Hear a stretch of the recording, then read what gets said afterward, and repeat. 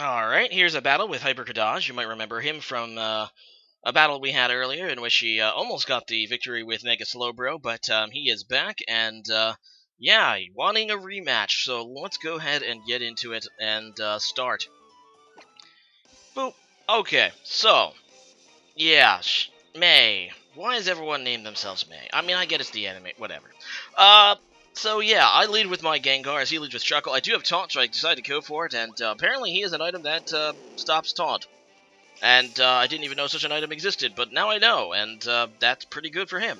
So he sets up the Sticky Web, which is a really annoying entry hazard, as most of you know.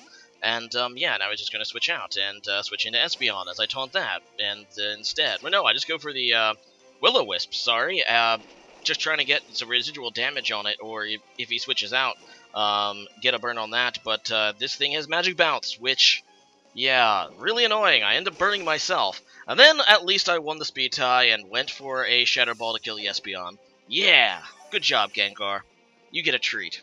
Anyway, so, yeah, I'm burned. Not that it really matters that much to Gengar in the long run, and he does have Talonflame, which is incredibly strong and something you should always be looking out for in Gen 6. In fact, if it wasn't Export or weak to Stealth Rocks, I know I said it before, the thing would probably be over. It's that good with its priority Brave Birds.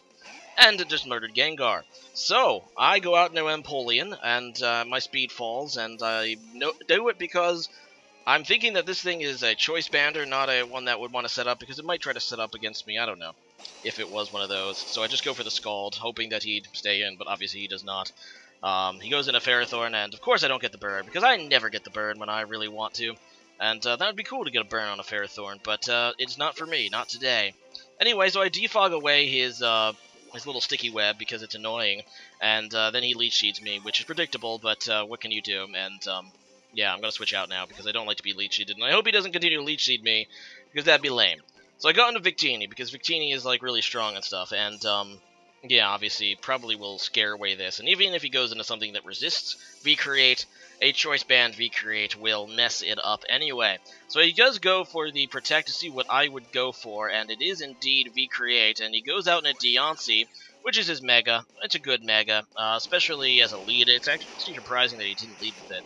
Either way, I just go for a V-Create. He does resist, so it doesn't completely destroy him, but it still does over half, which is pretty awesome. Anyway, I'm going to switch out now. He's going to Mega Evolve, which, you know, is a thing, and I go out into Steelix, which is my Mega. A Mega I wanted to try out for a little while. It's a little bit of an underused Mega, but it's a cool one nonetheless. As he Mega Evolves into Deontay, and I believe, what does he do? I don't remember. I think he just goes for a Rock move, thinking I'd stay in. We'll find it. Or no, does he go for the Earth Power?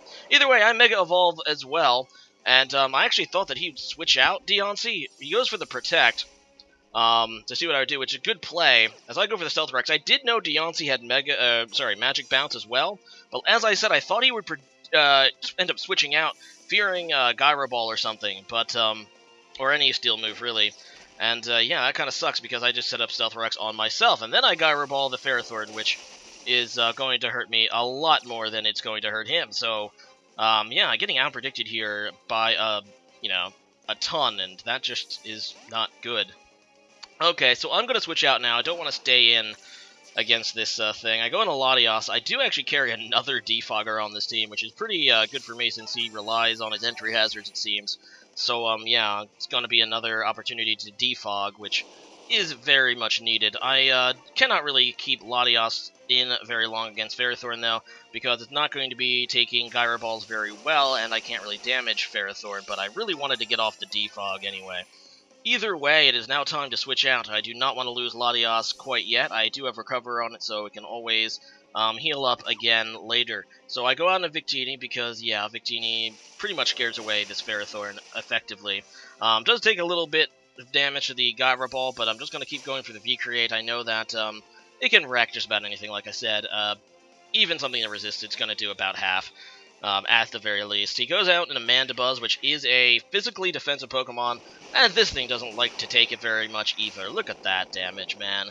Mandibuzz has like a billion defense or something, and walled one of my teams, I think. Wasn't it the last time I played HyperKadaj, he brought this, and pretty much walled my team for a majority of the battle, so pretty annoying thing, but I'm going to switch out because I really, really, really don't want to take, what is it, his foul play that steals my attack, basically, and uses it against me. And being that that is a choice band Victini using V-Create, yeah, I do have a lot of that. So, yeah, I go out to Empoleon, which has a bit less attack, not to mention the resistance to dark moves. And, yeah, he's going to Roost as I go for the Scald, I think. I think I just go for the Skull to get damage or something, and no, I just go for the Toxic, sorry. A pretty good play, actually, for me, because Mandibuzz is really bulky, and if you can Toxic Poison something bulky like Mandibuzz, that is a victory for you. It'll limit the amount of turns this Mandibuzz can stay in and do nasty things to me like it wants to do, so yeah, I thought that was a pretty good play.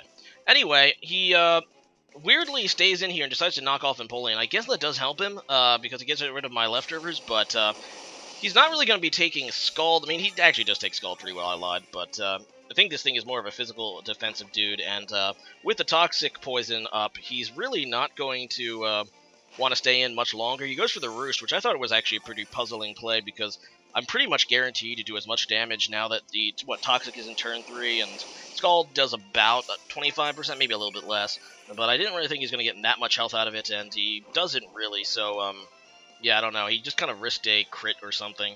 But I guess that works out. He is going to switch out this turn. And he goes out into Ferrothorn, which, you know, I still would kind of like a burn-on game. Come on. Oh, never mind. I don't even go for the... I actually double switch. Yes, I predicted the switch into Ferrothorn this time. And I just switch out into Conkeldurr, which is another Pokemon I have that threats this Ferrothorn. And, yeah, he's going to protect to see what I do. I just go for the Drain Punch, and it doesn't quite kill. Almost does. And I'm going to also take some recoil damage, obviously, and I think he's going to go for the Leech Seed, which is still really annoying. And he can now protect and, you know, wither down my Conkeldurr, and I just don't like that, so I'm just going to switch. I know he's pretty much, obviously, 100% going to go for the Protect this turn, so I know I'm pretty confident I can get a safe switch into Victini, and he does go for the Protect, and it did fail. So, yeah, ha! So, he goes into Mandibuzz again, and we saw how well that thing took a V-Create last time. Spoiler alert, not very well. And, yeah, it's actually just going to kill him at this point, so good for me, hooray! The Mandibuzz is dead, and to a physical attack to boot. Regardless, Deontay comes back out, and this thing is really slow. I might be able to outspeed it after -1 speed anyway, but I decided not to risk it, actually, and just go out into Steelix again. But he has Earth Power, which I'm not going to take very well, being that Steelix's special defense is not nearly as good as his physical defense, and, yeah, that's super effective, and that makes me sad. Actually, just a correction, sorry, Mega Deontay is pretty fast. There's 110 base, speed when it Mega Evolves, I forgot about that. Its regular form doesn't have much. But anyway, there you go! That clutch Empoleonizzle, taking the Earth Power and then surfing, yeah, Scalding. And I think when I was in this battle, I was also under the impression that Deontay was not very fast. I forgot that when it Mega Evolves, a lot of its extra points go into speed. But yeah, that's why I actually went into Empoleon in the first place, and that makes me sad. He goes for the U-turn on his, you know, Talonflame. At this point, I am super afraid of the Talonflame sweep. My last 3 Pokemon I have Conkeldurr, which will get one-shot by Brave Bird. I have, you know, I have my, Victini, who's not going to take it very well, and this Latios, who is more special defense than, you know, defense. So I don't know if this thing's going to take it very well. He goes into Shuckle, and here I'm really just trying to get to a point that I will be very healthy coming into the, when he goes out into Talonflame to try to go for the sweep. So yeah, that's what I'm trying to do. I didn't do the calc on it, but I know that Latios, if it even can survive a choice-banded, Brave Bird, will have to be in pretty much perfect health.